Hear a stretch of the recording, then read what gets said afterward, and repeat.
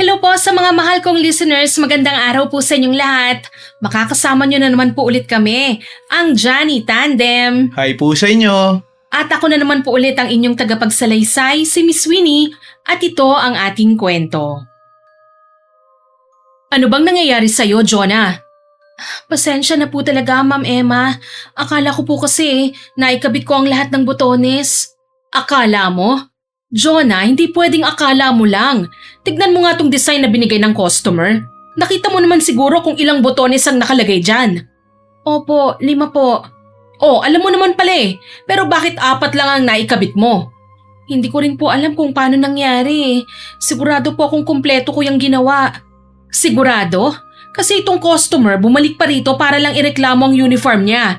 Kung hindi ko pa kinausap ng maayos, baka hindi na siya magpagawa ulit sa atin. Pasensya na po. Hindi na nga ako nagche-check ng mga gawa mo dahil matagal ka na rito. Alam mong malaki ang tiwala na binibigay ko sa'yo. Pero anong nangyari sa'yo ngayon, ha? Pasensya na po talaga. Hindi ko po sinasadya. Hindi na mahalaga kung sinadya mo ba o hindi. Ang isipin mo, may customer na nagreklamo. Alam mo naman kung gaano kabilis kumalat ang balita kapag may pumalpak tayong trabaho. Paano kung tuluyan na tayong iwasan ng mga customer, ha? Paano ng pangalan ng tailoring shop ko? Naiintindihan ko po, ma'am. Sorry po talaga. Kung naiintindihan mo nga, mas pagbutihin mo pa sa susunod at gawin mong tama yung ginagawa mo. Hindi yung habang tumatagal ka rito pumapalpak ka. Ma'am, sa totoo lang po kasi, parang wala po talaga ako sa sarili nitong mga nakaraang araw eh. Oh, bakit? Marami lang po akong iniisip. Medyo hindi po magandang sitwasyon namin sa bahay eh. Kaya minsan, kahit nagtatahi ako, parang kung saan-saan napupunta ang isip ko. Pero ginagawa ko naman po ang lahat para hindi maapektuhan ang trabaho ko eh. Pero naaapektuhan na, Jonah. Sorry po talaga, ma'am. Hindi na po ito mauulit. Jonah, ilang beses ko na ba itong sinabi? Ang bahay bahay. Ang trabaho, trabaho. Magkaibang dalawang yan. Kapag nasa bahay ka, doon mo problemahin ang personal mong problema. Pero pagpasok mo rito, trabaho na dapat ang iniisip mo at inaatupag. Hindi mo dapat dinadala rito ang problema mo sa inyo. Tignan mo tuloy ang nangyari sa trabaho mo. Puro ka nakapalpakan. Alam kong may kanya-kanya tayong problema sa buhay. Ako rin naman meron. Pero hindi ibig sabihin nun, pababayaan ko na ang negosyo ko. Kaya ikaw rin, kailangan mong matutunang ihiwalay ang personal mong buhay sa trabaho. Sinusubukan ko naman po talaga, ma'am eh. Hindi, Jonah. Hindi mo susubukan kundi gagawin mo. Kasi binabayaran kita ng tama para gawin mo rin ng tama ang trabaho mo. Kung pwede lang sanang bawasan ko ang sahod ng bawat empleyadong pumapalpak sa trabaho eh. Kaso hindi naman ako ganun kasama. Pasensya na po talaga, ma'am. Ay, ako na tuloy ang sumasalo ng lahat ng reklamo ng mga customer. Ako ang humihingi ng pasensya. Ako ang nagbabayad kapag may kailangan ulitin. Kaya sana intindihin mo rin kung bakit kailangan kong maging mahigpit. Naiintindihan ko po, ma'am. Pasensya na po talaga. Hindi na po ito mauulit. Sana nga, kasi matagal kitang pinagkatiwalaan at ayokong dumating sa puntong mawawala ang tiwalang yon. Opo, ma'am. O sige na, bumalik ka na sa trabaho mo. Magandang araw po, Miss Winnie. Itago niyo na lang po ako sa pangalang Emma. May-ari po ako ng isang tailoring shop dito sa isang bayan sa probinsya ng Cebu. Nagsimula lang yon sa isang maliit na patahian na minana ko mula sa aking ina. Isa rin siyang mananahi noon at marami ang nagsasabing wala raw makatalo sa husay niya sa aming lugar. Kaya nga po hanggang ngayon, may mga matatandang customer pa rin ang nagtatanong kung anak daw ba ako ng legendary mananahi ng bayan namin. Sa kanya rin ako natutong manahi. Noong nagsisimula pa lang ang negosyo, ako mismo ang gumagawa ng halos lahat ng pinapatahi sa amin. Pero habang dumadami ang mga customer at unti-unting lumalaki ang negosyo, mas nag-focus na ako sa pagpapatakbo nito. Nag-hire na rin ako ng mga mananahi dahil kailangan na sa negosyo. Hindi ako nahirapang ipakilala ang tailoring shop kasi po malaki ang naitulong ng mga mananahi ko. Ang husay po nila sa pananahi ang binabalik-balikan ng mga tao. Kapag may nagpagawa ng damit at nagustuhan nila ito, sila na mismo ang nagre-rekomenda sa amin sa kanilang mga kamag-anak, sa kaibigan at kakilala. Kaya dumami po ang aming suki. Isa sa mga una kong mananahi ay si Jonah. Mahusay po talaga siya at pulido magtrabaho. Karamihan ng mga suki, siya ang pinipiling mananahi ng kanilang damit. Pero hindi ko akalaing darating ang araw na siya rin pala ang magiging dahilan ng pinakamalaking dagok sa negosyo ko. Miss Winnie, hayaan po ninyong ibahagi ko ang aking kwento.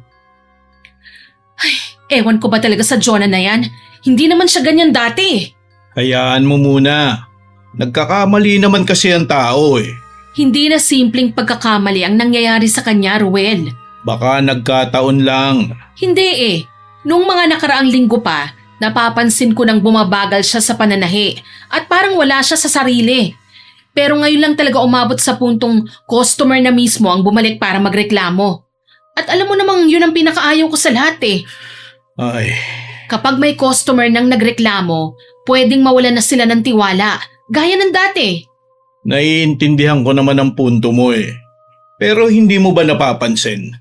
Parang may kakaibang nangyayari kay Jonah. Baka may problema lang talaga siya ngayon. Hindi naman siya ganun noon, di ba? Kaya nga tinanong ko siya. Ang sabi lang niya, marami raw siyang problema sa bahay nila. Baka yun nga ang dahilan niya. Baka mabigat lang talaga ang pinagdadaanan niya ngayon. Lahat naman tayo may problema, Ruel. Sino ba naman ang wala Pero hindi ibig sabihin nun, pababayaan na niya ang trabaho niya. Hindi ko naman sinasabing pabayaan niya eh. Ang sinasabi ko lang, baka kailangan lang niyang may makinig sa kanya. Baka kailangan lang nating unawain siya. Ruel, hindi ako ang klase ng amo na nakikialam sa personal na buhay ng mga empleyado ko. Hindi ko kailangan alamin kung anong nangyayari sa mga buhay nila. Ang responsibilidad ko, siguraduhin maayos ang negosyo ko. At responsibilidad din nilang gawin ng tama ang trabaho nila. Pero minsan, Emma, hindi mo rin malalaman kung bakit nagkakamali ang tao kung hindi mo muna aalamin kung anong pinagdadaanan nila. Baka nga mas makatulong pa tayo kapag malaman natin ang problema nila, di ba? Ay basta, kapag pumasok sila sa tailoring shop ko, trabaho lang ang dapat nilang isipin. Ang mga problema nila sa buhay, dapat iwanan nila sa bahay para hindi nadadamay ang trabaho nila. Si Ruel po ang asawa ko, Miss Winnie. 15 taon na kaming kasal pero hindi kami biniyayaan ng anak. Noong una masakit yon para sa aming dalawa. Pero habang tumatagal, natanggap na rin po namin yon. Siguro hindi lang talaga yon ang plano ng Diyos para sa amin. Kaya imbis na ituon ang atensyon ko sa bagay na wala kami, ibinuhos ko na lang ang oras at pagmamahal ko sa pagpapalaki ng aming tailoring business. Dahil sa mga pinagdaanan kong hirap sa negosyo, kaya ganun na lang ang takot ko kapag may nangyayaring pwedeng makasira sa iniingatan kong shop. Kagaya ng mga sunod-sunod na pagkakamali ni Jonah. Noong una, iniisip kong normal lang yon. Baka pagod lang siya o hindi maganda ang pakiramdam ng mananahi kong yon. Pero habang tumatagal, lalo pang dumarami ang mga kapalpakan niya. Hanggang sa isang araw, may nangyari na naman na naging dahilan para tuluyan na akong mawala ng pasensya sa kanya. Ay, sinasadya mo ba talaga to Jonah? Sorry po, ma'am. Hindi ko po sinasadya. Hindi mo sinasadya? Alam mo ba kung gaano kamahal ang telang sinira mo? Customer natin ang mismo nagdala nito. Hindi ko yung tela, Jonah. Hindi yung tela ng shop natin. Tela niya yon. At halos 2 buwan pa niya itong hinanap sa ibang bansa bago niya nabili. Sigurado akong mahal yon at hindi basta-basta nabibili sa kung saan-saan lang. Pasensya na po talaga. Hindi ko po napansin na mali pala ang nagupit ko eh. Hindi mo napansin? Jonah naman, wedding gown ng anak niya ang ipapagawa sa telang yon. Isang maling gupit lang, sira na yon. Hindi na pwedeng tahiin pa. Hindi na pwedeng dugtungan. Hindi na rin pwedeng itago. Alam mo yan kasi mananahi ka, di ba? Opo, ma'am. Kaya nga po nagsisisi ako sa ginawa ko eh. Pero hindi ko naman po talaga yun sinasadya. At anong gusto mong gawin ko? Sabihin ko sa customer na nagsisisi ka Ganun ba? Na hindi mo sinasadya? Ganun ba yun kadali Jonah? May babalik pa ba yung tela? Magagamit pa ba yun ulit? Hindi na nga po. Ako ang napilitang bumili at ipaship dito ang panibagong tela. Alam mo ba kung gaano kamahal yon? Wala namang kasalanan ng customer eh. Kaya ako ang umako sa lahat. Ako ang humingi ng tawad.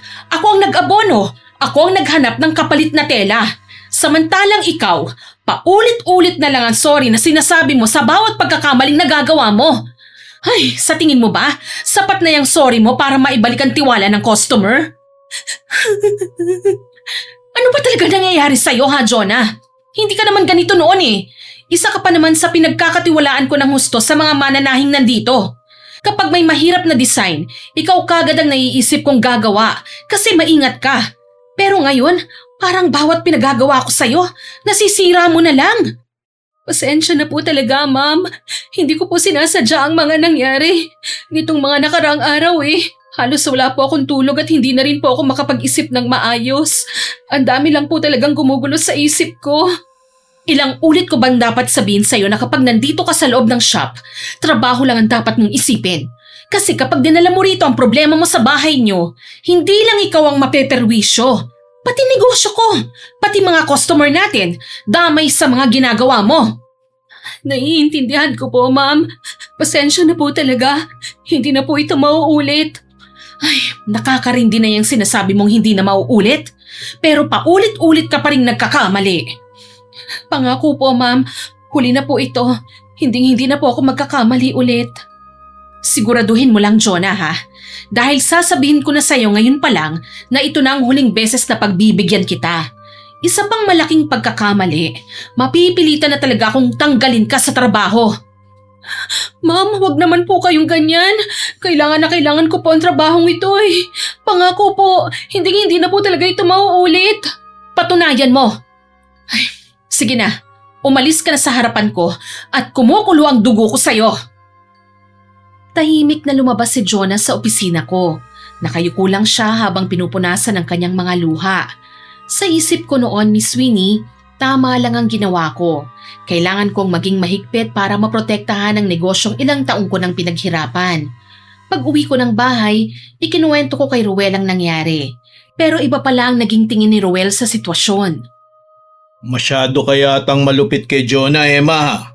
Eh ano bang gusto mong gawin ko? Purihin siya sa mga pagkakamali niya? Hindi naman sa ganoon. Ang sa akin lang, hindi mo naman kailangang pagbantaan kagad na tatanggalin mo siya sa trabaho. Ilang taon na siya nagtatrabaho sa'yo.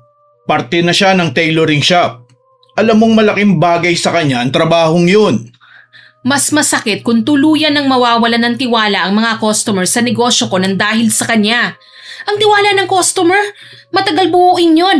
Pero isang pagkakamali mo lang, pwede kagad mawala. Hindi biro ang pagnenegosyo, Ruel. Alam ko naman yun eh. Pero napansin mo ba? Hindi naman ganyan si Jonah noon. Tahimik lang siya, pero maayos siya magtrabaho. Ngayon lang naman siya nagkakaganyan eh. Hindi mo ba naisip na baka may mabigat lang talaga siyang pinagdadaanan? Paulit-ulit lang naman niyang sinasabing meron siyang problema sa bahay nila. Eh lahat naman tayo may kanya-kanyang problema. Natural sa buhay yon, hindi na mawawala yon. At hindi mo man lang ba siya tinanong kung ano talaga nangyayari sa kanya? Eh para saan pa? Anong may tutulong nun sa negosyo ko ha? Responsibilidad niya ang personal niyang buhay. Responsibilidad ko naman ang negosyo ko. Emma, empleyado mo siya. Dapat nakikinig ka rin sa problema ng mga tao mo. Isa pa, mas matanda ka sa kanila. Hindi ka lang basta amo niya eh. Dapat parang tumatayo kang ate ka rin niya. Alamin mo muna ang problema niya. Hindi ko na kailangan malaman pa yon, Ruel. Kung ano man ang problema niya, sarilinin na lang niya. Personal na nilang buhay yun eh. Ay, pero mali pa rin na pagbantaan mo siyang tatanggalin sa trabaho eh. Tama lang ang ginawa ko para matauhan siya. Nakalimutan mo na ba, Emma? Nung maliit pa lang ang tailoring shop, si Jonah ang madalas mong pinagmamalaki. Kapag may customer na naghahanap ng pinakamagaling na mananahe, siya kagad ang tinuturo mo eh. Dalaga pa lang siya nun. Maaasahan mo na talaga siya. Noon yun. At hindi mo ba naaalala si Madam Luz?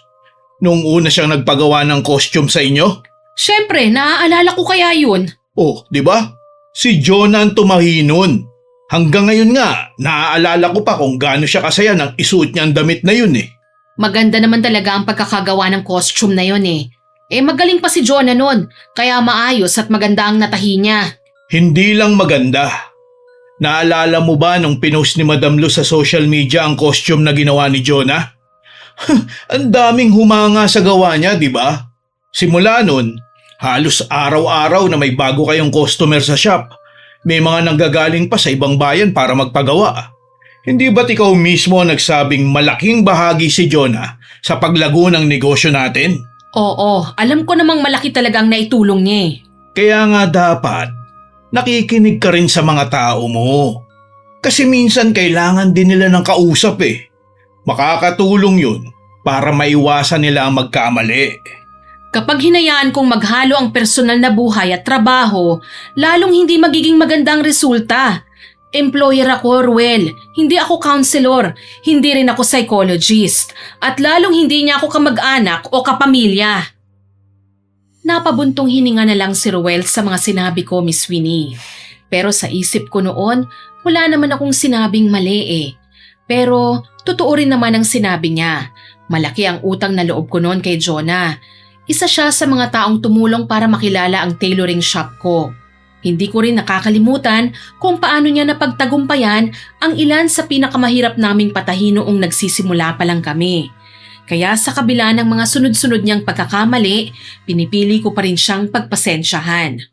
Napapansin ko rin naman na ginagawa ni Jonah ang lahat para makabawi. Sinisikap niyang tapusin ang bawat pinapagawa sa kanya ng maayos at kasing bilis ng dati. Pero sa tuwing akala kong bumabalik na siya sa dating husay, may maliit na pagkakamali na naman siyang nagagawa. Hindi naman mabibigat ang mga yon. Minsan may maling sukat na kailangan ulitin. Minsan may maling kulay ng sinulid na ginamit. Minsan naman may mga tahing kailangan pang ulitin o ayusin. Hindi man malalaking pagkakamali ang mga yon, napansin kong hindi na kasing pulido ng dati ang trabaho ni Jonah. Kaya kahit hindi ko siya tinanggal, hindi ko na rin siya binibigyan ng masiselang trabaho. Hanggang sa isang araw, muling bumalik sa tailoring shop namin ang isa sa mga customer na malaki ang naging ambag sa pagsikat ng aming negosyo. Walang iba kundi si Madam Luz. Emma, kumusta? Madam Luz, magandang araw po sa inyo. Pasok po kayo. Kumusta ka na ba, ha? Ayos lang naman po ako. Medyo lumaki na yata itong tailoring shop mo Balita ko, marami ka na raw customer. Opo, sa totoo lang malaking tulong po talaga yung ginawa niyong pagpapost ng pinagawa niyong costume noon na sinuot niyo sa gala night ng LGU. Dahil po doon nakilala kami at nagkaroon kami ng mga customer. Ano ka ba? Pinuri ko lang naman kung gaano kaganda ang ginawa niyong costume noon eh. Hindi lang po basta papuri ang naitulong niyo sa amin, madam. Malaking tulong po talaga yun sa amin. Simula po nun, may mga nagpupunta pa nga po rito mula sa ibang bayan eh. Mabuti naman kung ganon. Masaya akong makita na lumago ang negosyo niyo. Deserve niyo rin naman yan dahil pulido talaga ang trabaho ng mga mananahi niyo. Salamat po. Hanggang ngayon nga po, may mga customer pa rin nagsasabing nakita lang daw nila ang costume niyo kaya sila napapunta rito. Aba? Talaga? Parang kailangan ko na yatang humingi ng discount sa susunod kong papatahi sa inyo ha. Naku madam, kahit hindi na po kayo humingi, talagang bibigyan ko ho kayo. Ay sakto, kaya pala naparito ko kasi may ipapagawa na naman sana ako eh. Malaking okasyon kasi ang dadaluhan ko sa susunod na linggo. Ano po bang ipapatahi nyo madam? Isang ethnic dress. Awarding ceremony kasi ng LGU sa susunod na linggo. Isa ako sa mga bibigyan ng award doon. Kasi alam mo na, achiever ako bilang isang public servant. Kaya gusto kong paghandaan talaga ang isusuot ko. Tignan mo to, may larawan akong dinala. Ganito sana ang gusto kong suotin eh. Patingin nga po ako niyan, madam. Heto. Gusto ko sana, Emma, na sa unang tingin pa lang, makikita na kagad ang Visayan heritage ng isusuot ko. Ayoko ng mukhang costume lang na basta nilagyan ng kung ano-anong design, ha? Gusto ko eleganteng tignan, pero litaw pa rin ang ating kultura. Tignan mo itong larawan, Gusto ko ang kombinasyon ng mga kulay niyan. Tapos itong beadwork sa bandang dibdib, gusto ko inspired dyan ng damit na ipapagawa ko. Pero wag na wag niyong kokopyahin ng eksakto ha. Gusto ko may sarili pa ring identity ang gagawin niyo. Opo madam, kaya naman po namin gumawa ng sariling design base sa gusto niyo eh. Isa pa, ayoko rin ng masyadong maraming palamuti. Mas gusto ko yung simple lang tignan. Pero kapag malapitan, doon nakikita ang pulido at detalyadong pagkakagawa. Sige po, madam. Tsaka may isa lang akong concern, ha? Kaya ba to ng 1 linggo, ha? Eksaktong 1 linggo na lang kasi bago ang awarding ceremony. Kaya naman po siguro, madam. Ang iniisip ko lang po baka matagalan tayong maghanap ng tamang tela at mga beads na babagay sa design. Ay nako, wag ka nang mag-alala pa. Ako na mismo ang bumili ng tela, pati ng mga beads at iba pang kakailanganin na materyales. Pinaghandaan ko talaga ito. Sundin nyo na lang ang design na gusto ko at kayo nang bahala sa pagtahi. Talaga po ba, madam? Oo, ayoko na kasing maubusan ng materials o maghanap pa kung saan-saan Kaya pwede nyo nang simulan ito ngayon. Mas mapapadali nga po ang trabaho namin yan, madam. Kaya alam kong kakayanin nyo yan. Yung pinagawa ko nga dati, di ba? 4 na araw lang ginawa ang costume ko. Ngayon 1 linggo na ang ibibigay ko. Kaya kampante akong matatapos nyo kagad ito. Opo, madam. Makakaya po namin ito. At isa pa nga pala, ang gusto kong gumawa ng ethnic dress ko, si Jonah. Tama ba? Jonah nga ba ang pangalan ng mananahi mo na sinuot ko dati? Opo, madam. Jonah nga po ang pangalan niya. Pero madam, kung okay lang po sa inyo baka sa ibang mananahi ko na lang po kayo magpagawa. Pare-pareho naman po silang magagaling dito. At isa pa, suggested na mananahi ko itong si... Bakit? Wala na ba si Jonah? Ano po kasi? Wala na ba siya rito?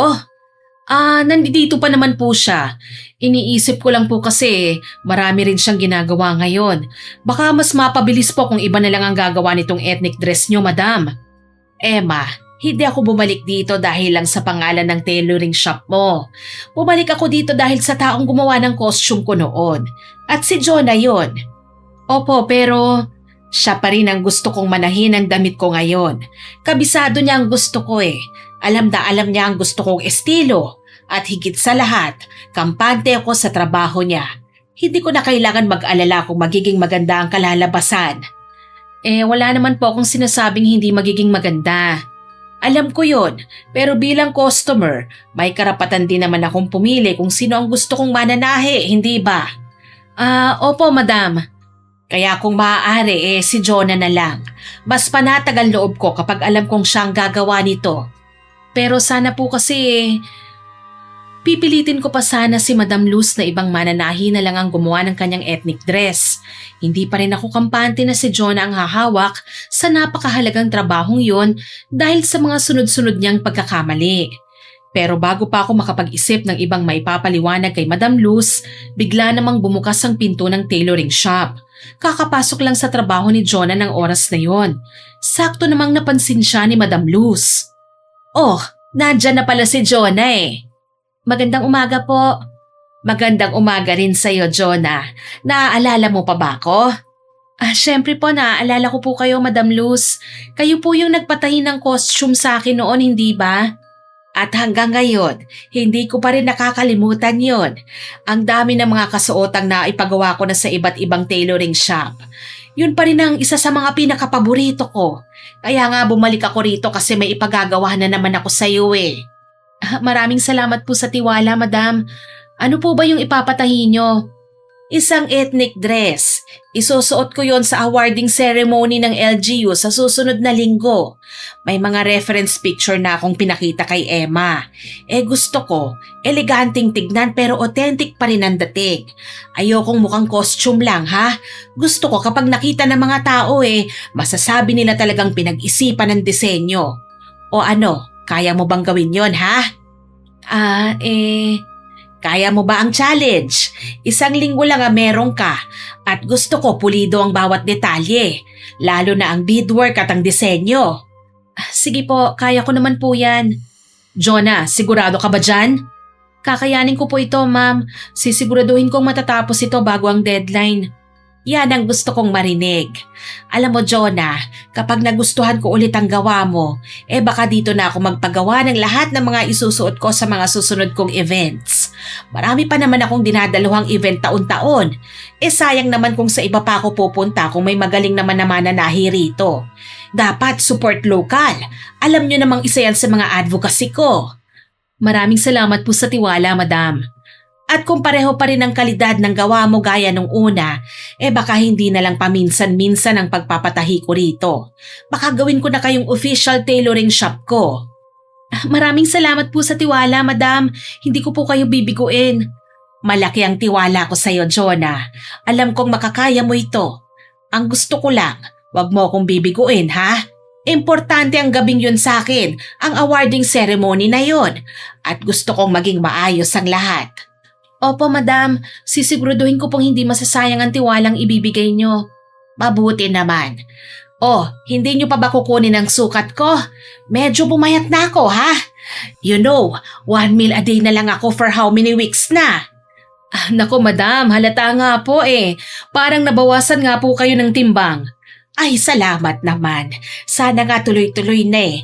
Ang hirap kayang maging public servant. Laging may handaan. Kapag tumanggi ka namang kumain, sasabihin ng mga tao, suplada ka. Pero kailangan maging fit na rin. Hindi naman na ako bumabata. Ay, totoo rin po yun. O sige na, kunan nyo na ako ng sukat habang payat pa ako.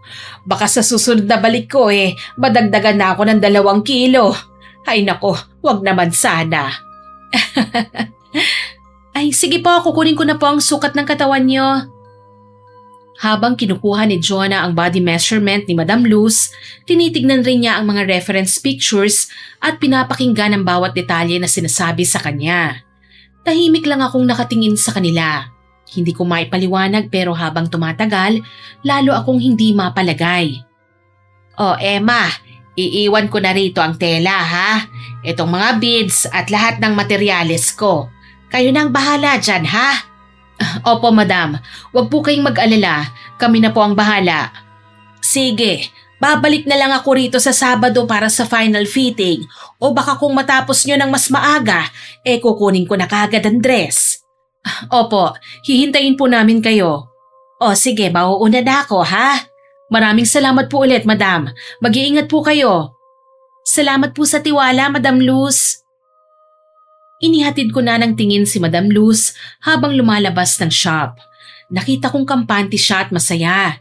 Samantalang si Jonah, baka sa mukha niya ang tuwa dahil pinagkatiwala ko sa kanya ang isang napakahalagang trabaho. Wala rin naman kasi akong magagawa, Miss Winnie. Kasi siya ang napili ni Madam Luz na manahin ang damit niya. Pero ako hindi mapakali, hindi pa rin mawala sa isip ko ang mga sunod-sunod niyang pagkakamali. Sana man lang tumanggi ka na kanina, Jonah. Ano po?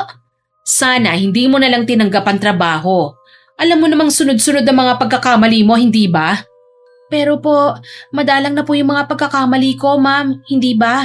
Hindi na po tulad ng mga nakaraang araw. Tsaka po maliit na detalye na lang po. Kahit na, malaki man o maliit, pagkakamali pa rin yon. Gaano ka ba kakampante na maayos mong matatahi ang ethnic dress na yan? Kakayanin ko po, ma'am. Hindi ko po sasayangin ang pagkakataong ibinibigay niyo sa akin. Nag-aalala lang talaga ako.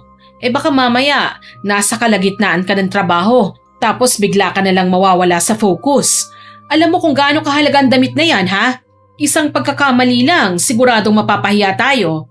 Alam ko po, at yun din po ang dahilan kung bakit gusto kong ako ang gumawa nito.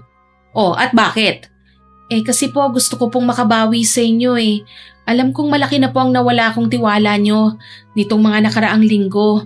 Napansin ko rin po na hindi nyo ako binibigyan ng mahalagang patahi kagaya nito. Hindi ko po kayo masisisi, ma'am. Pero sana bigyan nyo lang po ako ng pagkakataong patunayan ko na kaya ko pa rin. Na kaya ko pa rin gawin ang mga trabahong dati nyong pinagkakatiwala sa akin. Ay, Ma'am, hindi ko po nakakalimutan na kayo ang unang nagtiwala sa akin.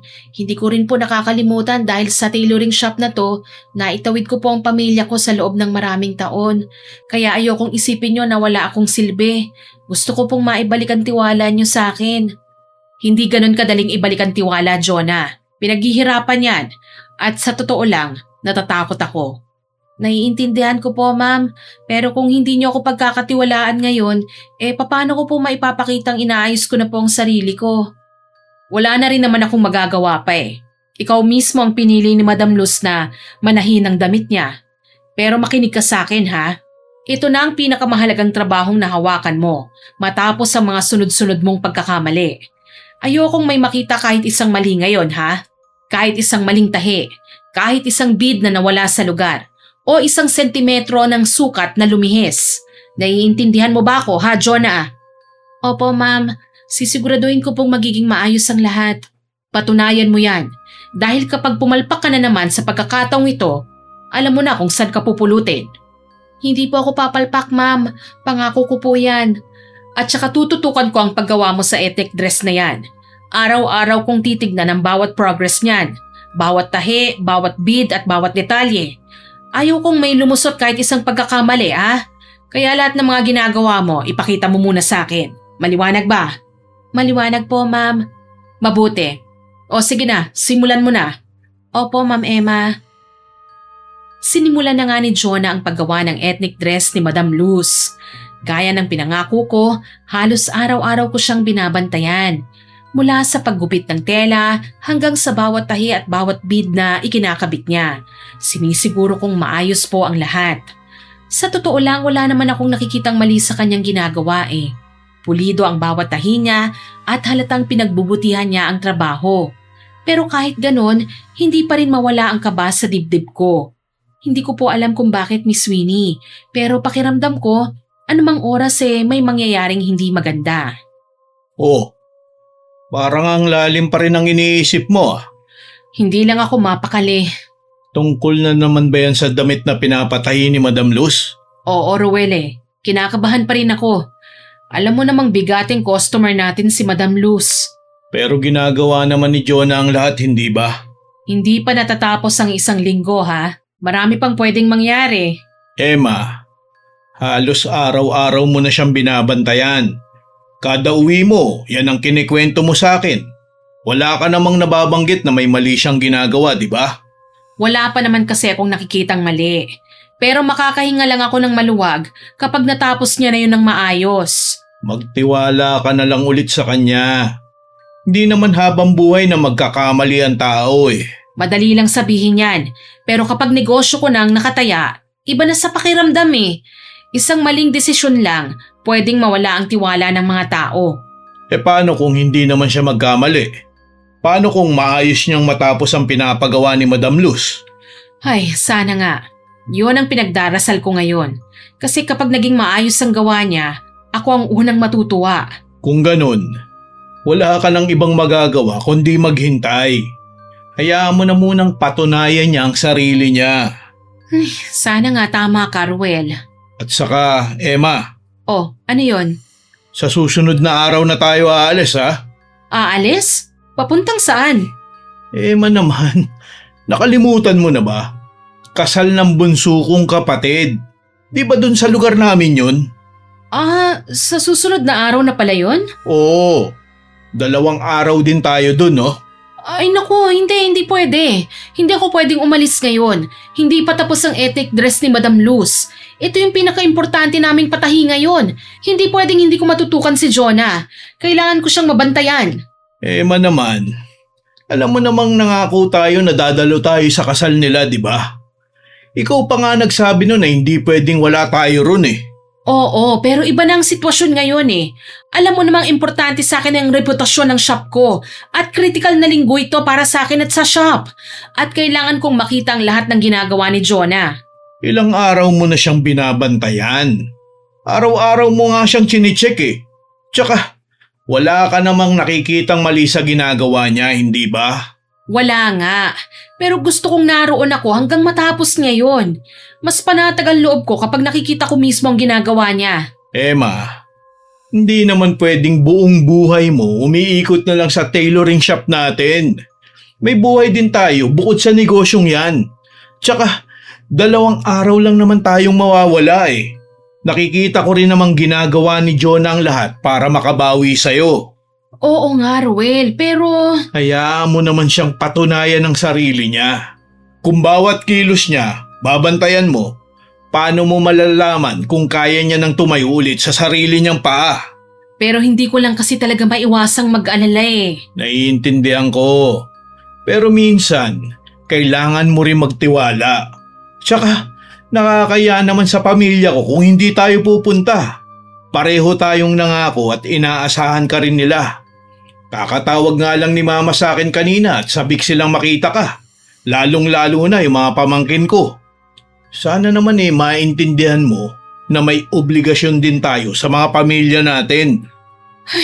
Oo na, sige na. Sasama na ako. Pero bago tayo umalis, kakausapin ko muna si Jonah. Gusto kong malinaw sa kanyang lahat ng kailangan niyang gawin habang wala tayo. Oo, tama. Mas mabuti nga yan. At pagbalik natin, sigurado kong tapos na ang damit ni Madam Luz. Kahit nasa bahay ako ng gabing yon, Miss Winnie, ang isip ko naiwan pa rin sa tailoring shop. Paulit-ulit kong iniisip kung maayos bang matatapos ni Jonah ang ethnic dress ni Madam Luz habang wala ako. Bago kami bumiyahe papunta sa kasalan, dumaan muna ako sa tailoring shop. Gusto kong makita ang lagay ng ginagawa ni Jonah at mabigyan siya ng huling paalala bago pa kami umalis. Oh, mawawala muna ako ng 2 araw ha, Jonah? Opo, ma'am. Alam mo naman kung gaano kahalaga ang damit na yan. Ilang araw na lang matatapos na rin yan. Kaya ayokong may magiging problema habang wala ako ha. Opo, tutuloy-tuloy ko lang po itong tatapusin, ma'am. Hindi ibig sabihin na wala ako pwede ka nang magkamali. Mas gusto kong mabagal ng konti para siguradong pulido ang trabaho. Opo, ma'am. Sisiguraduhin ko pong maayos ang lahat. Iniwan ko kay Fe ang pag-check sa ginagawa mo. Kada may matatapos kang parte ng damit, ipapakita mo muna sa kanya bago mo ituloy ang susunod mong gagawin. Opo. At kapag may nakita siyang kailangan ayusin, ayusin mo kagad. Huwag kang manghihinayang na ulitin ang isang bahagi kung kinakailangan, ha? Mas mabuti nang umulit kaysa magsisi tayo sa huli. Naiintindihan ko po, ma'am. Pagbalik ko, gusto kong handa ng damit para sa final fitting ni Madam Luz, ha? Kaya wag mo kong bibiguin. Opo, ma'am. Pangako po, magiging maayos po ang lahat. O sige, aalis na kami, ha? Mag-iingat po kayo, ma'am. Halos 3 oras din ang biyahe namin papunta sa bayan ng asawa ko, Miss Winnie. Habang nakatanaw lang ako sa bintana ng sasakyan, hindi ko man lang magawang ma-enjoy ang tanawin. Ang isip ko naiwan pa rin sa tailoring shop. Paulit-ulit kong iniisip kung kumusta na kaya ang ginagawa ni Jonah. Nasusunod kaya niya ang bawat bilin ko? Maayos kaya ang bawat bead na ikinakabit niya? Ilang beses ko pang naisipang tawagan si Fe para kumustahin ang ginagawa ni Jonah, pero pinigilan ko na lang ang aking sarili kasi naisip kong tama naman si Ruel. Kailangan kong magtiwala, Miss Winnie. Pagdating namin, abala na ang buong pamilya sa paghahanda para sa kasal ng nakababatang kapatid ng asawa ko. May nag-aayos ng mga upuan, may nagde-decorate ng venue, habang ang iba naman abala sa paghahanda ng mga pagkain. Kahit nasa isip ko pa rin ang tailoring shop, sinubukan kong makisama at tumulong sa paghahanda. Ayoko namang isipin ng pamilya ni Ruel na wala akong pakialam sa napakahalagang araw ng kanyang bunso. Sinubukan kong ituon ang isip ko sa mga ginagawa namin pero paminsan-minsan po napapatingin pa rin ako sa aking cellphone para tignan kung may balita na ba mula sa tailoring shop. At bandang 8:00 nga ng gabi, tumawag si Fe. Sinabi niyang pumasok daw si Jonah kaninang umaga at nagsimulang gawin ang ethnic dress ni Madam Luz. Pero makalipas ang halos 1 oras, nagpaalam daw na may aasikasuhin lang sandali at babalik din kaagad. Hindi na raw niya pinigilan dahil akala niya babalik din naman kaagad si Jonah. Pero hanggang sa gumabi na, hindi pa rin daw bumabalik si Jonah. Hindi ko maiwasang mag-alala. Ilang araw na lang ang natitira bago kunin ni Madam Luz ang kanyang ethnic dress at 2 araw pa kaming mawawala sa shop. Ilang beses kong sinubukang tawagan si Jonah pero hindi niya ako sinasagot. Wala rin siyang reply sa mga messages ko. Hindi ko tuloy alam kung anong nangyari sa kanya kaya agad kong kinausap si Ruel tungkol dito. Baka naman may nangyari lang na emergency. Sana man lang tumawag siya. At saka oras ng trabaho yon. Binabayaran ko siya sa oras na yon. Kaya dapat trabaho ang inuuna niya. Kahit sana isang text man lang, Ruel. Isang text lang para sabing hindi siya makakabalik. Hindi yun bigla na lang siyang mawawala. Baka nagmamadali lang talaga siya. Ang inaalala ko ngayon, ilang araw na lang ang natitira bago kunin ni Madam Luz ang ethnic dress niya. At sa susunod na araw pa tayo uuwi. Paano kung hindi matapos ni John ang damit na yon? Paano kung madelay ang lahat? Ano na lang ang mangyayari sa shop ko? May impluwensyang tao si Madam Luz at hindi ko alam kung anong pwedeng mangyari kapag na-disappoint ko siya, no? Hindi naman siguro. Baka pagbalik natin, tuloy-tuloy na ang paggawa ni Jonah. Hindi ko alam, Ruel. Nag-aalala talaga ako eh. Huminahon ka lang muna, Emma. Magtiwala ka sa trabahador mo. Naalala mo naman siguro yung nangyari sa shop natin ilang taon nang nakalilipas, hindi ba? Isang customer lang ang nagreklamo noon. Isang maling balita lang ang kumalat. Halos isang buwan na matumalang patahian. Araw-araw akong natatakot noon na baka tuluyan ng magsara ang shop. Hindi ko gustong maranasan ulit yun, Roel. Kaya hanggat kaya kong protektahan ang pangalan ng shop ko, gagawin ko. Kung ganun, anong balak mong gawin ngayon? Uuwi muna ako. Pero bukas pa ang kasal ng kapatid ko. Tsaka gabi na rin. Mas lalo akong hindi mapapakali kung mananatili pa ako rito. Kailangan akong bumalik sa shop, Ruel. Ilang oras din ang biyahe pabalik, Emma. Delikado kung aalis ka ngayong gabi. Mas delikado kung sa pagbalik ko, tsaka ko lang malalaman na marami na palang kapalpakan ang ginagawa si Jonah. Hindi ba pwedeng bukas na lang? Hindi na, Ruel. Hindi ako makakatulog ng ganito ang iniisip ko. Sasamahan sana kita. Pero alam mo namang hindi pwede. Kapatid ko ang ikakasal bukas. Marami pang aasikasuhin dito at inaasahan din ako ng pamilya namin. Naiintindihan ko naman. Huwag mo na lang akong isipin. Kaya ko naman bumiyahin ng mag-isa eh. Sigurado ka ba? Oo, mas mapapanatag ang loob ko kapag nakabalik na ako sa shop. Ay, sige. Pero pagdating mo ron tawagan mo kaagad ako. At huwag ka magmamaneho ng mabilis, ha? Oo, kakausapin ko lang muna ang kapatid mo at hihingi ako ng pasensya sa kanya. Pasensya ka na rin, mahal ha? Kailangan ko lang talagang gawin ito. Naiintindihan ko. Sige na, mag-ayos ka na. Matapos kong magpaalam at humingi ng paumanhin sa pamilya ni Ruel, agad na akong bumiyahe pa uwi. Mahaba ang biyahe at gabi na rin noon, pero wala na akong ibang iniisip kundi ang tailoring shop ko. Umaasa akong pagdating ko roon, wala akong problemang makikita. Madaling araw na nang makarating ako. Hindi na muna ako dumiretso sa bahay. Agad akong nagtungo sa tailoring shop at binuksan ko ito. Paglapit ko sa mesa ni Jonah, naroon pa rin ang ethnic dress ni Madam Luz. Halos buo na ang kasuotan pero marami pang detalye ang hindi natatapos. Wala pang ilang beadwork na dapat nakakabit na at may ilang bahagi pa ng laylayan na hindi pa natatahi. Kung hindi lang sana biglang umalis si Jonah noong araw na yun malamang tapos na ang bahaging yun. Mas lalo tuloy akong kinabahan, Miss Winnie. Malapit na ang fitting day ni Madam Luz at sa nakikita ko, malabo pang matapos ang ethnic dress sa tamang oras. Habang nakatitig ako sa damit, iniisip ko kung paano hahabulin ang natitirang oras. Maya-maya, biglang tumunog ang cellphone ko. Si Jonah ang tumatawag at agad ko itong sinagot. Jonah, nasan ka ba ha? Pasensya na po, ma'am. Nagkaroon lang po kasi ng emergency kanina Sinugod na naman po sa ospital ang anak ko. Akala ko po makakalabas din kami kagad, pero hindi po pala. Alam mo ba kung anong oras na ngayon ha? Paulit-ulit kitang tinatawagan. Kahit isang text man lang wala kang sinend. Pasensya na po talaga, ma'am. Hindi ko na po talaga naisip na tawagan kayo Hindi mo naisip? Alam mo bang dahil sa ginawa mo, napilitan akong umuwi ngayong gabi? Iniwan ko ang pamilya ng asawa ko para lang bumalik dito?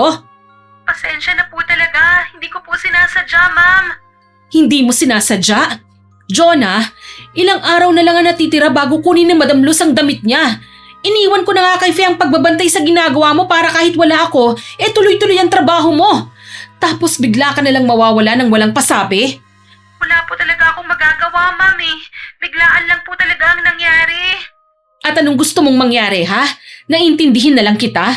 Paano naman ako, Jonah? Paano naman ang shop ko? Paano kung hindi matapos ang damit sa tamang oras, ha? Alam mo ba kung gaano kalaking problema ang haharapin ko kapag nadismaya si Madam Luz, ha? Pasensya na po talaga, Ma'am Emma. Aagahan ko na lang po ang pagdating ko mamaya. At saka hindi na po ako uuwi hanggat hindi ko po natatapos yung ethnic dress. Mag-overtime po ako kung kinakailangan. Sisiguraduhin ko pong matatapos natin ito sa tamang oras. Siguraduhin mo lang ha.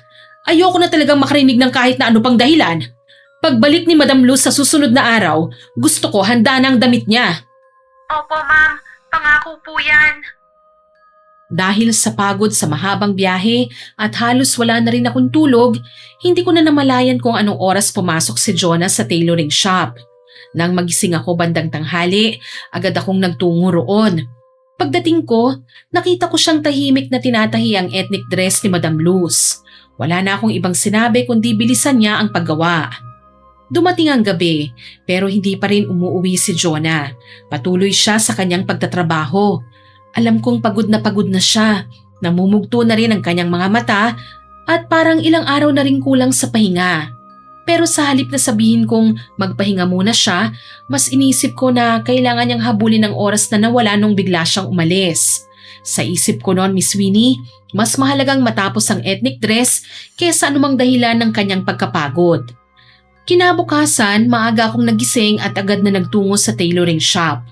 Pagbukas ko ng pinto, dumiretso ko sa pwesto ni Jonah. Doon ko siya nadatnan na nakayuko sa mesa, mahimbing na natutulog. Agad kong ibinaling ang tingin ko sa ethnic dress na ginagawa niya. Halos tapos na ito pero may mga ilang beads pa ring hindi nakakabit at may mga bahagi pang hindi napapasadahan ng tahi. Nang makita ko yon, bigla na lang kumulo ang dugo ko. Jonah! Ay, Ma'am Emma? Anong oras na ha? Natutulog ka pa? Ay, pasensya na po ma'am.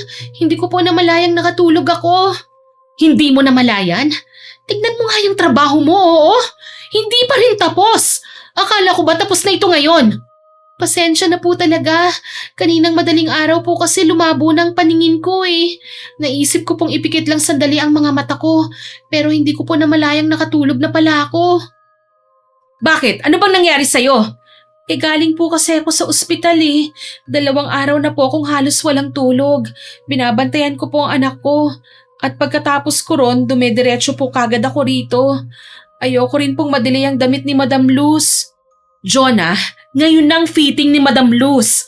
Baka anumang oras dumating na yon. Pasensya na po talaga, ma'am. Ang sabi niya, ngayong araw siya pupunta para sukatin ng damit. Magdasal ka na, mamayang hapon pa siya dumating ha? Kasi kung ngayong umaga at ganito pa rin ang aabutan niya, hindi ko alam kung anong sasabihin ko sa kanya. Konti na lang naman po ang gagawin ko, ma'am. Tatapusin ko po to kagad. Hindi mo na kailangan sabihin sa akin yan. Tapusin mo na lang. At siguraduhin mong kapag dumating si Madam Luz, wala na siyang ibang makikita kundi isang maayos na ethnic dress. Opo, ma'am. Hindi na po ako titigil hanggat hindi ko ito natatapos. Mabuti. Dahil kapag napahiya tayo kay Madam Luz, hindi lang ikaw ang mananagot. Pati ang pangalan ng tailoring shop madadamay. Naiintindihan ko po, ma'am. Hindi pa nakabalik si Jonah sa pananahi, bigla na lang may humintong sasakyan sa harap ng tailoring shop. Pagtingin ko sa labas, agad kong nakilala kung sino ang bumaba. Si Madam Luz ang bumaba mula sa sasakyan. Napatingin ako sa orasan. Maaga pa noon. Akala ko hapon pa siya darating para sa fitting niya. Bigla akong kinabahan dahil hindi pa tapos ang ethnic dress at alam kong mapapansin niya yon. Mabilis akong napatingin kay Jonah. Halata sa mukha niya ang kaba. Good morning sa inyong lahat. Good morning din po, Madam Luz. Tuloy po kayo. Napaaga ako ngayon kasi may appointment pa ako sa kabilang bayan. Baka gabihin na ako mamaya. Kaya naisip kong mauna na rito. Ganun po ba? Anyway, kamusta na? Tapos na ba ang ethnic dress ko, ha? Sa susunod na araw ng awarding ceremony eh. Kaya gusto ko nang sukatin ngayon. Para kung may kailangan pang ayusin may oras pa. Oo po. Pero... bakit? May problema ba ha, Emma? Hindi naman po sa ganon. May ilang detalye na lang pong tinatapos. Konting-konti na lang po, madam. Hindi pa tapos? Akala ko ba 1 linggo lang matatapos ngayon? Tulad ng napag-usapan natin. Opo, madam. May konting aberya lang po nitong mga nakaraang araw. Pero matatapos din po kagad. Emma, hindi ako ang klase ng customer na mahilig magmadali, Pero may deadline tayong pinag-usapan. Kaya ako napaaga ngayon para kung may adjustment man, magawan pa natin ang solusyon. Pero hindi pa pala tapos. Naiintindihan ko po, madam. Pasensya na po talaga. Pwede ko na bang makita? Hindi pa po kasi talaga hindi pa yun gaanong maayos. Hindi bale, gusto ko pa rin makita. Kung konting detalye lang naman pala ang kulang, okay na siguro yon. Inutusan ko si Jonah na ilagay sa manikin ang damit. Pinagmasdan namin ang kabuuan nito. Sa unang tingin, maganda ang pagkakagawa. Maayos ang kombinasyon ng mga kulay at pulido ang karamihan sa mga borda. Pero habang tinitignan ko ito, may napapansin akong mga detalyeng hindi ko nagustuhan. May ilang bead na hindi pantay ang pagkakakabit. May ibang bahagi ng laylayan na hindi maayos ang lapat ng sinulid kaya hindi pantay ang bagsak ng tela. Napansin ko ring may ilang bordang hindi gaanong nakalapat sa tela. Alam ko kung paano magtrabaho si Jonah, Miss Winnie. Kaya napapaisip ako kung paanong lumayo na talaga ang kalidad ng trabaho sa kung paano siya nagsimula noon. Alam kong minadali niya ang mga huling bahagi ng damit kaya halata ang mga pagkakamali. Pagtingin ko kay Madam Luz, wala siyang sinasabi. Pero unti-unti nang nawala ang ngiti sa kanyang muka. Habang sinusuri niya ang bawat detalye ng ethnic dress, halatang hindi niya ito nagustuhan. Eto na ba yon? Pasensya na po, Madam Luz. Hindi pa po talaga ito tapos eh. Emma, hindi ito ang nasa isip kong design. Naalala mo yung mga reference picture na pinakita ko sa inyo? Gusto kong authentic ang dating nito pero may sariling identity. May dating, may character. Pero itong ginawa niyo parang may kulang. Opo, napansin ko rin po. Pero may ilan pong beadwork na kailangan naming ulitin. Pati po ang laylayan. Gusto ko pa pong ayusin para mas mapaganda ang bagsak ng tela. May ilang borda rin pong kailangan ayusin. Hindi lang yun ang napansin ko. Parang hindi na ganun kapulido ang pagkakagawa eh. Parang walang soul, walang buhay. Hindi ito katulad ng costume na ginawa niyo sa akin dati. Jonah, ikaw ba talaga ang gumawa ng damit ko noon?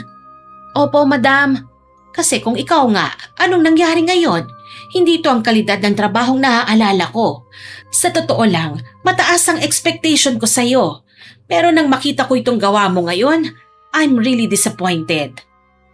Pasensya na po talaga, madam. Nagkaroon lang po kasi ako ng problema at… Madam Luz, ako na po ang bahala rito. Ipapaulit ko po kagad ang mga kailangan ulitin. Hindi ko po hahayaang ganito ang isuot yung damit sa event. May iba pa naman po akong mananahi rito natutulong sa paggawa para mas mapabilis ang trabaho. Emma, hindi lang bilis ang kailangan ko ha. Kalidad ang gusto ko. Kaya nga bumalik ako rito dahil naniniwala akong kaya niyong ulitin ang ginawa niyo noon. Opo. At hindi po namin sasayangin ang tiwalang binigay niyo. Bigyan niyo lang po kami ng hanggang bukas. Ako po mismo ang mag-check sa bawat detalye nito. Kung may kailangan pong ulitin, uulitin namin.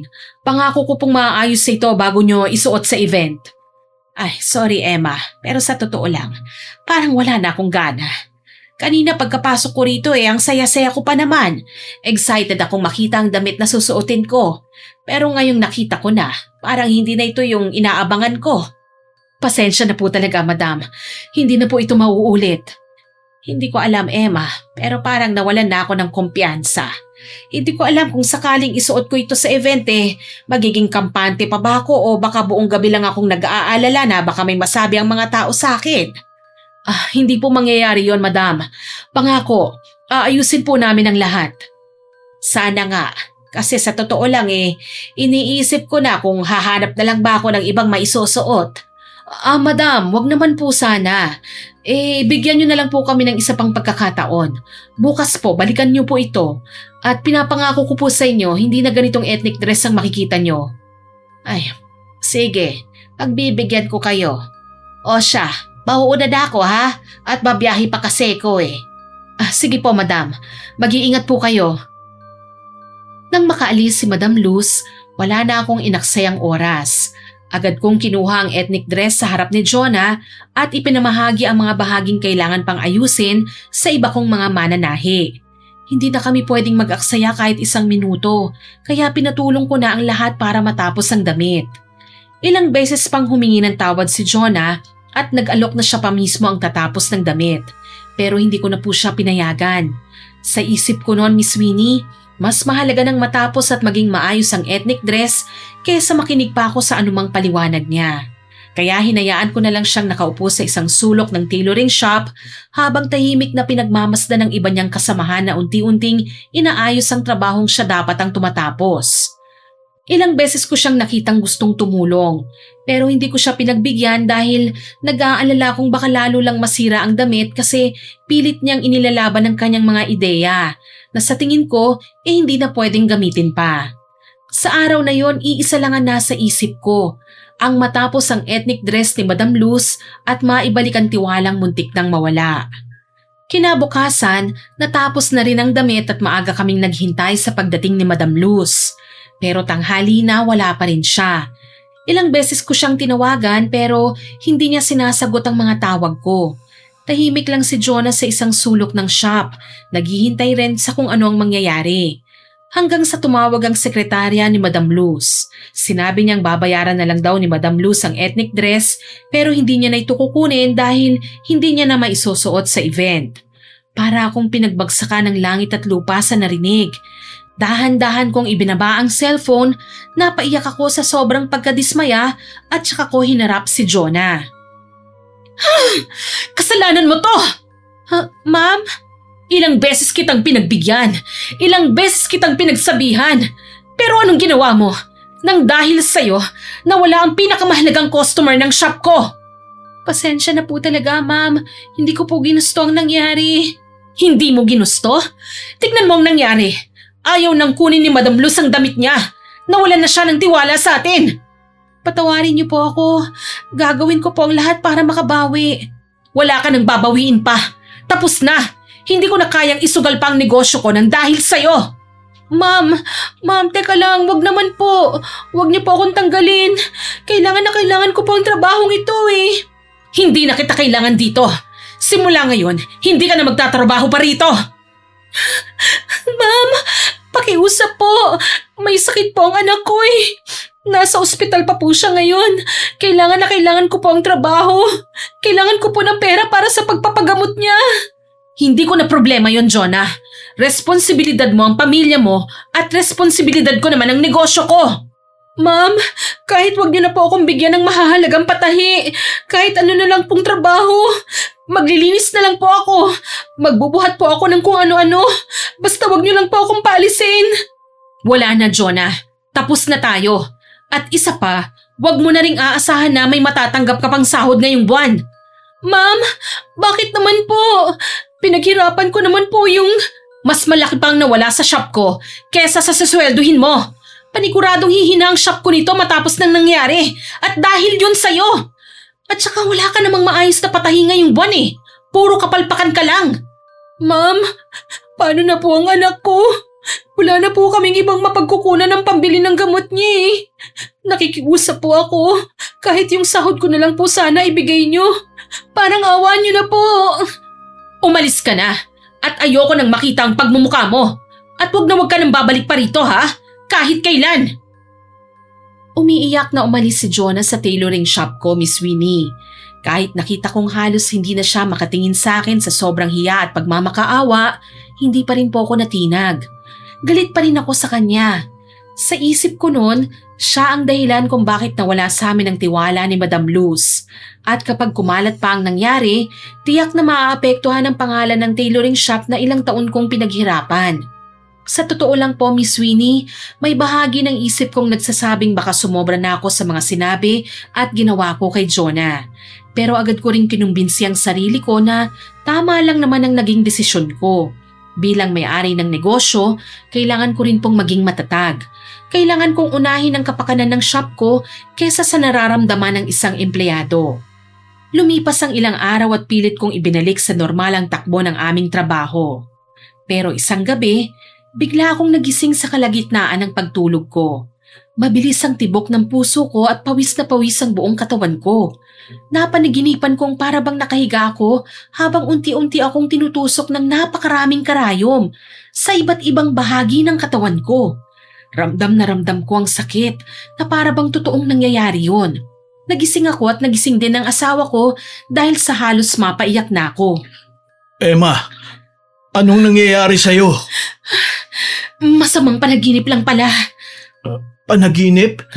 Grabe, pinagpapawisan ka oh. Pakiramdam ko kasi parang may tumutusok sa buong katawan ko eh. Akala ko totoo. Sandali lang. Ano yung nasa braso mo? Ha? Bakit? Lumapit ka nga rito. Parang may mga marka oh. Marka? Aran tusok ng karayom. 5 yata oh. Ha? Saan? Dito sa braso mo. Hindi mo ba nararamdaman? Hindi naman, pero parang mahapdi ng konti. Baka may kumagat lang na insekto dyan. Pero hindi naman nangangati. Baka natuluan ka lang ng kung ano sa shop kanina. Baka natamaan ka ng karayom habang nagtatrabaho. Ewan ko ba? Pinabayaan ko na lamang yon, Miss Winnie. Pero habang lumilipas ang mga araw, gabi-gabi na akong nananaginip na may mga karayom na tumutusok sa aking katawan. At sa bawat paggising ko, nadadagdagan ang mga ito. Habang dumarami, lalo kong nararamdaman ang hapdi at matinding kate. Kasabay nun, unti-unti ring lumalaki ang tiyan ko at palala ng palala rin ang aking pananamlay.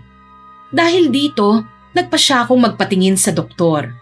Ilang pagsusuri ang sinagawa sa akin pero wala namang nakitang kakaibang mga doktor. Binigyan na lang nila ako ng gamot para sa nararamdaman kong kirot at pangangati. Sinabi rin nilang bumalik ako pagkaraan ng 2 linggo para makita nila kung may pagbabago. Maayos na ba ang pakiramdam mo? Ganun pa rin, Ruel eh. At saka parang bumibigat na rin ang tiyan ko. Pakiramdam ko lumalaki pa ito araw-araw. Kanina, may mga pinagtanungan ako tungkol sa kondisyon mo. At may nalaman ako. Nalaman? Ano yon? May nakapagsabi sa akin na nagkasakit din daw si Madam Luz. Ano? Totoo ba yan? Oo, halos pareho raw ang nararanasan nyo. May mga parang tusok ng karayom sa katawan. Lumalaki rin daw ang tiyan. At gabi-gabi raw siyang nananaginip na parang may tumutusok sa kanyang karayom. Ano? Pareho kami? Oo, Emma. Nung una nga, hindi ako maniwala eh. Pero iisa ang kwento ng mga nakausap ko. Ang sabi ng doktor, wala naman daw nakitang sakit sa akin. Ganon din kaya kay Madam Luz? Hindi ko rin alam. Yan lang ang mga nalaman ko eh. Hindi pwedeng nagkataon lang ang lahat ng ito. Kailangan ko siyang makausap, Ruel. Kailangan kong malaman kung ano talagang nangyayari sa kanya. Baka may alam siyang hindi pa natin alam. Sige, puntahan natin siya. Baka sakaling may makuha tayong sagot. Hapon na nang magpasya kaming pumunta sa bahay ni Madam Luz. Pero pagdating pa lang namin, napansin na naming maraming taong nagkukumpulan sa labas ng kanilang bahay. May mga umiiyak, may mga nag-uusap-usap at may ambulansya rin na nakaparada sa tapat. Nang makausap namin ang isa sa mga kasambahay ni Madam Luz, sinabi niyang 2 oras na ang nakalilipas nang bawian ng buhay si Madam Luz. Sabi pa ng kasambahay, ilang araw na raw pabalik-balik sa ospital ang madam niya dahil sa sakit na hindi maipaliwanag ng mga doktor. Lumalaki na raw ang tiyan niya at nagkaroon ng mga tila tusok ng karayom sa iba't ibang bahagi ng katawan. At bago nga siya namatay, nagsusuka na raw ng mahahabang sinulid na may kasamang dugo. Marami raw ang nagsasabing binarang si Madam Luz. Pero hanggang sa huling sandali ng kanyang buhay, hindi pa rin siya naniwala dahil makadiyos siya at pinaniniwalaan niyang may dahilan ng lahat ng nangyayari sa kanya. Naitanong ko kung kailan nagsimula ang lahat ng yon. Mas nabigla ako sa sinabi ng kasambahay nila, Miss Winnie. Nagsimula raw lumala ang kalagayan ni Madam Luz matapos siyang bisitahin ng isang babaeng mananahi na siyang gumawa ng costume niya noon. Sandali lang daw silang nag-usap pero lumabas daw na umiiyak ang bisitang babae. At pagkatapos nun, doon na raw nagsimulang magreklamo si Madam Luz na parang may tumutusok sa iba't ibang bahagi ng kanyang katawan. Pagkarinig ko noon, para akong nanlamig. Biglang pumasok sa isip ko ang isang bagay na ayaw kong paniwalaan. Ruel, hindi kaya si John ang may kagagawa ng lahat ng ito? Binarang niya kaya kami? Kaya ba niyang gawin yon? Emma, huwag ka munang mag-isip ng ganyan. Pero tignan mo naman ang mga nangyari. Pareho kami ni Madam Luz ng nararamdaman. Pareho rin kami ng sakit at sintomas. Tapos ngayon, patay na siya. Alam kong natatakot ka. Pero wala pa tayong katibayan. Baka nagkataon lang ang lahat ng ito. Nagkataon? Pati yung sinabi ng kasambahay nila na nagsimula raw magkasakit si Madam Luz matapos siyang puntahan ng isang mananahi. Pero hindi ibig sabihin nun, siya na agad na may gawa. Baka may iba pang dahilan. Pero paano kung tama ang hinala ko? Paano kung ako nang susunod? Ayoko pang mamatay, Ruel. Hindi pa natin alam ang totoo, Emma. At ayoko ring basta na lang nating husgahan si Jonah nang walang kasiguraduhan. Hindi ko na alam ang iisipin ko, Ruel. Sa mga nangyayari sa akin at sa mga nangyari kay Madam Luz, si Jonah lang ang paulit-ulit na pumapasok sa isip ko. Kung talagang gusto mong malaman ng totoo, kausapin natin siya. Huwag tayong magbase sa chismis o sa hinala lang. Siya mismo ang tanungin natin. Natatakot ako, Ruel. Natatakot ako sa pwedeng mangyari sa akin. Nandito lang ako, Emma. Maaayos din natin to. Lahat may solusyon. Hindi na nga kami nag-aksaya pa ng oras. Agad naming pinuntahan si Jonah, pero sabi ng mga kapitbahay niya, ilang linggo na raw siyang umalis at wala nang nakakaalam kung saan siya nagpunta. Hindi po kami tumigil sa paghahanap sa kanya. Nangihina na ang katawan ko at mas lumalaki na rin ang tiyan ko at gabi-gabi pa rin akong binabangungot. Pero tiniis ko ang lahat ng yon, Miss Winnie, kasi kailangan kong makita si Jonah eh. Kailangan kong malaman kung may kinalaman nga ba siya sa mga nangyayari sa akin. Hanggang sa may nakausap kaming isang matandang mangingisda. Ang sabi niya, may isang babaeng kahawig daw ng hinahanap namin. Naninirahan daw siya sa isang maliit na pamayanan na malapit sa dagat sa kabilang bayan.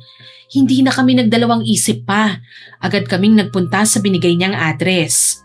Nang makita namin ang kubong tinitirhan ni Jonah na tinuro ng pinagtanungan namin, lalo akong kinabahan. Sa bawat hakbang namin papalapit, pakiramdam ko lalo rin akong inilalapit sa katotohanang matagal ko nang kinatatakutan. Maya-maya, may nagbukas ng pinto ng kubo. Bumungad sa amin si Jonah. Pag-angat niya ng tingin sa amin, kitang-kita ko ang pagkagulat sa kanyang muka. Ilang sandali kaming nagkatitigan. Walang nagsalita. Pareho kaming naghintay kung sino ang unang babasag ng katahimikan. Jonah, anong ginagawa niyo rito? Jonah, sabihin mo nga sa akin ang totoo. Ikaw bang may kagagawa ng lahat ng nangyayari sa akin? Anong sinasabi niyo? Ikaw bang may gawa nito sa amin ni Madam Luz? Pareho kami ng sakit na nararanasan eh. Kung ganon, umepekto na rin pala. Ikaw nga may kagagawa nito? Gusto niyo talagang malaman, Ma'am Emma? Oo, ako nga. Ako ang nagpagawa ng barang. Ha? Bakit? Bakit mo ito ginagawa? Dahil wala nang natira sa akin. Noong tanggalin niyo ako sa trabaho at hindi niyo pa binigay ang sahod ko, nawala rin ang huli kong pag-asa. Ang sahod na yun ang inaasahan ko para mabili ang gamot ng anak ko. Anak mo? May leukemia ang anak ko, Ma'am Emma. Matagal siyang lumalaban sa sakit na yon. Nung mga panahong sunod-sunod ang mga pagkakamali ko sa shop, akala niyo lang wala ako sa sarili ko. Hindi niyo alam na may pinagdadaanan akong napakabigat. Maraming gabi sa ospital ako nagpupunta kasi nagbabantay ako sa anak ko eh. Pagdating naman ng umaga, dumidiretso na ako sa shop kahit wala akong tulog. Kaya hindi na ako makapag-isip pa ng maayos. Kaya po ako nagkakamali. Hindi dahil tamad ako o wala akong pakialam sa trabaho, kundi dahil unti-unti na rin nauubos ang lakas ko. Hindi ko alam na. Malamang hindi nyo nga po alam. Ilang beses kong sinubukang sabihin sa inyo yon. Pero sa tuwing susubukan kong magpaliwanag, pinapatigil nyo na kaagad ako. Hindi nyo gustong marinig kung anong pinagdaraanan ko. Ang gusto nyo lang ay matapos ang trabaho. Wala na kayong ibang nakita sa akin kundi ang mga pagkakamali ko. Para bang wala akong karapatang mapagod o magkaroon man lang ng sariling problema. Kahit nakarating nga pong anak ko sa ospital, iniwan ko pa rin siya eh. Alam niyo kung bakit? Kasi umaasa pa rin akong kapag natapos ko ang pinapatahin ni Madam Luz, hindi niyo ako tatanggalin sa trabaho. Makakasahod pa rin ako at mabibili ko pa ang gamot ng anak ko. Pero hindi nangyari yun. Tinanggal niyo pa rin ako at hindi niyo pa rin binigay ang sahod ko. Jonah, wala na akong ibang malapitan nun. Kaya pinuntahan ko si Madam Luz. Naisip ko na baka maawa siya. Baka maalala niyang minsan napasaya ko siya sa costume na ginawa ko. Kahit konting tulong lang sana, kahit pambayad lang sa gamot. Pero hindi niya rin ako tinulungan. Disappointed daw siya at ayaw raw niya akong makita. Habang ang pinoproblema niya isang ethnic dress lang. At kayo, Ma'am Emma, habang ang iniiyakan niyo ang reputasyon ng tailoring shop niyo, ako, ang iniiyakan ko, ang buhay ng anak ko. Jonah, patawad. Namatay na siya. Hindi ko na siya nailigtas pa. Hindi ko man lang naibili ang gamot na kailangan niya. At dahil ito sa inyo, kayo ang may kasalanan ng lahat. Patawad, Jonah. Hindi ko alam na ganun ang nangyari. Sa araw ng libing niya, ipinangako ko sa kanya na hindi matatapos doon ang lahat. Kaya nang may makilala akong mambabarang, ipinabarang ko kayong dalawa. Kasi hindi ako papayag na ako lang ang masaktan, na ako lang ang magdusa.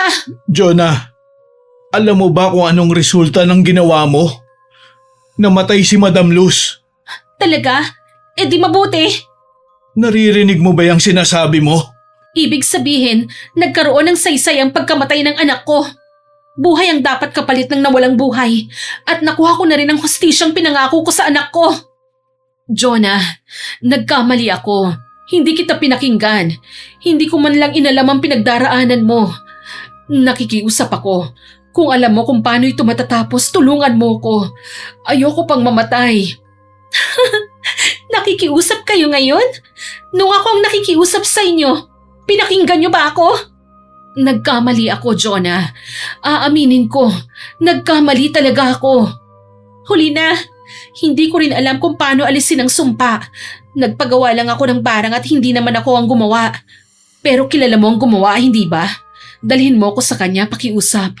Ayoko pang mamatay, Jonah. Pakiusap, maawa ka naman sa akin. Hindi ko po alam kung nasan siya. At pagkatapos kong magpagawa nun, umalis na siya. Ang sabi niya, babalik na siya sa probinsya nila. At hindi ko rin po alam kung saan yon. At hindi ko na siya nakita mula nun. Jonah, wala na ba talagang ibang paraan? Kahit mapatawad mo lang ang asawa ko. Namatay po ang anak ko nang dahil sa kanya. Sa tingin niyo, mapapatawad ko ang asawa niyo? Jonah, alam kong nagkamali ako. At hindi ko na mababawi ang lahat ng nangyari. Pero pakiusap, tulungan mo ako. Nung nakikiusap po ako sa inyo, nakinig ba kayo? Nung sinabi kong nasa ospital ang anak ko, tinanong niyo ba kung kumusta siya? Nung sinabi kong kailangan ko ng trabaho, pinakinggan niyo ba ako? Hindi nga kayo nakinig eh. Para kayong walang naririnig nun. Ang naririnig niyo lang ay yung mga pagkakamali ko. Alam ko, nagkamali ako at habang buhay kong dadalhin yon. Ako rin, habang buhay ko ring dadalhin na hindi ko nailigtas ang anak ko nang dahil sa inyo.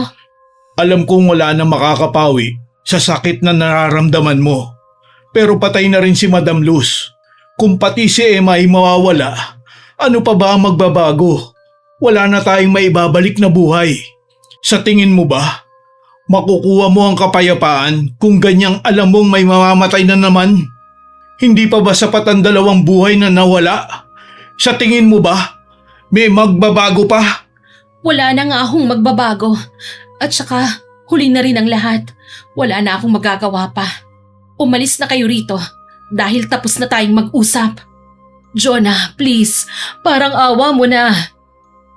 Habang umiiyak ako at nagmamakaawa, pinalabas na niya kami kagad at isinara ni Jonah ang pinto. Hindi na niya kami muling hinarap pa. Ilang beses ko pa siyang tinawag at nakiusap na buksan niya ang pinto pero wala na kaming narinig na kahit isang salita mula sa kanya. Tahimik na lang kaming umalis ni Ruel. Habang papalayo kami sa kubo, lalo kong naramdaman ang bigat ng lahat ng nangyari. Alam ko pong huli na ang lahat. Hindi lang ang tiwala ni Jonah ang tuluyan kong nawala, pati na ang huling pag-asang maililigtas ko ang sarili ko. Lumipas ang ilang araw, tuluyan na akong nanghina, Miss Winnie. Halos hindi na ako makatayo at makabangon sa kama dahil sa sakit na nararamdaman ko. Isang araw, bigla na lang akong napaupo at nagsuka. Sa una, akala ko dugo lang. Pero nang makita ko ang mahabang sinulid na may kasamang dugo, napasigaw na lang ako sa sobrang takot. Agad kong naalala ang kwento tungkol kay Madam Luz. Yun din daw ang huling naranasan niya bago siya bawian ng buhay.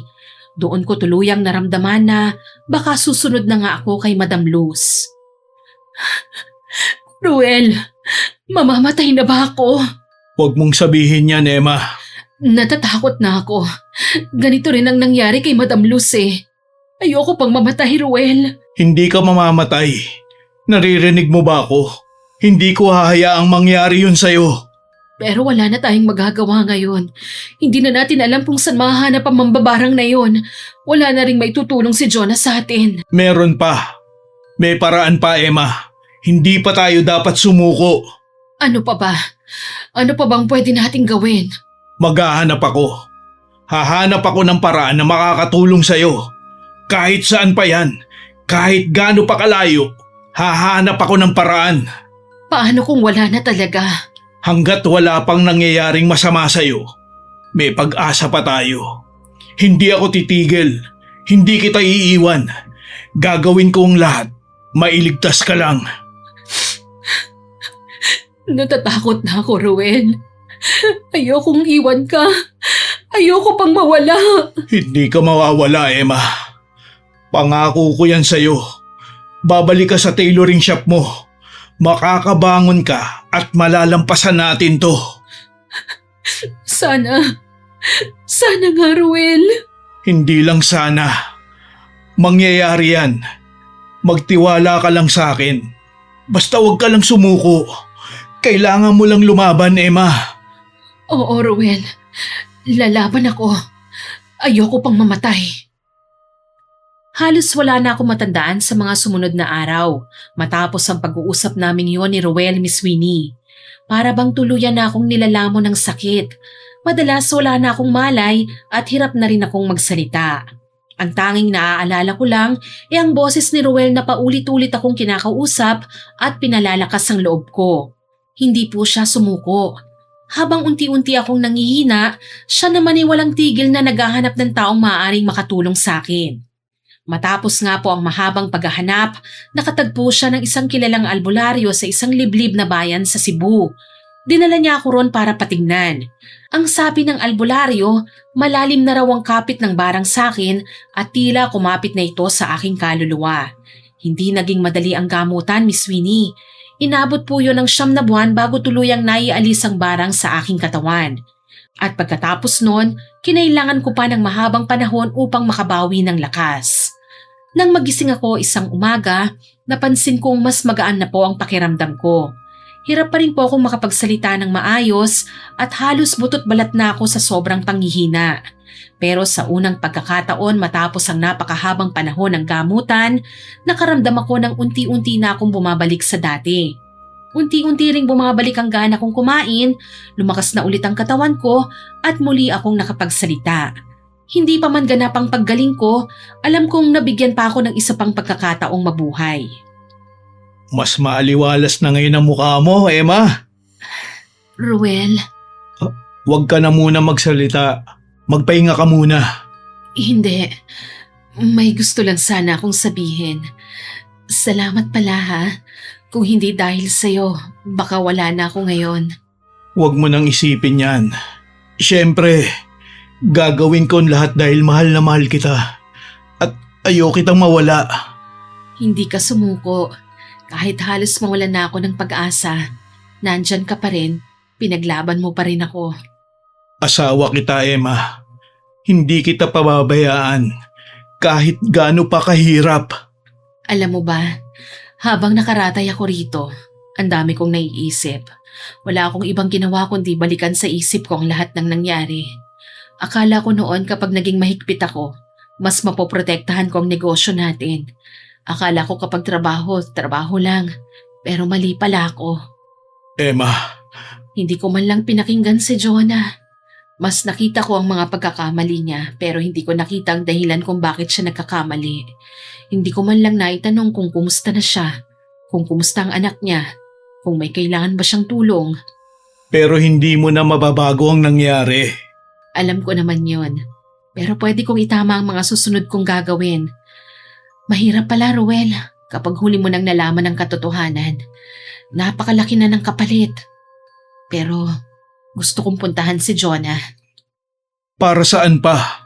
Gusto kong humingi ng tawad sa kanya. Hindi bilang may-ari ng tailoring shop, pero bilang isang taong nagkasala sa kanya. At kung papayag siya, gusto kong bumalik siya sa shop natin. Nandun pa rin naman ang pwesto niya eh. At hindi ko na siya titignan bilang empleyado lang. Magiging parte na siya ng pamilya ng shop. Yan ang Emma na gusto kong makita.